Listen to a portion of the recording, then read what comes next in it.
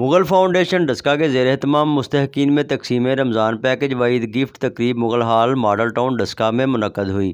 تقریب کے مہمان خصوصی صدر آل پاکستان تنظیم مغلیہ حاجی عبدالرؤف مغل تھے۔ تقریب کا آغاز تلاوت کلام پاک اور نعت رسول مقبول صلی اللہ علیہ وآلہ وسلم سے ہوا۔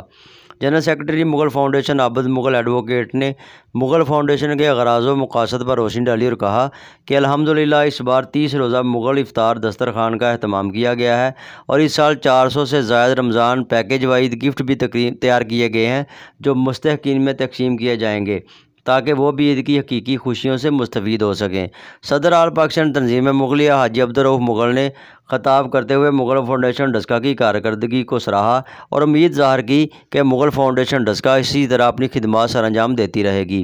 آج میں سب سے پہلے مغل فاؤنڈیشن ڈسکا کے تمام عہدیداران کو مبارکباد پیش کرتا ہوں اور ان کا شکریہ بھی ادا کرتا ہوں، اور صرف ایک بات کہوں گا کہ جنت میں اللہ تعالیٰ نے ایک آدمی کا رتبہ بہت بلند کر دیا، تو فرشتوں نے پوچھا اے میرے اللہ اس بندے نے کیا کام کیا تھا کہ آپ نے اس کا جنت میں سب سے زیادہ رتبہ بلند کر دیا؟ تو اللہ تعالیٰ نے فرمایا یہ دنیا میں خدمت انسانیت کرتا تھا۔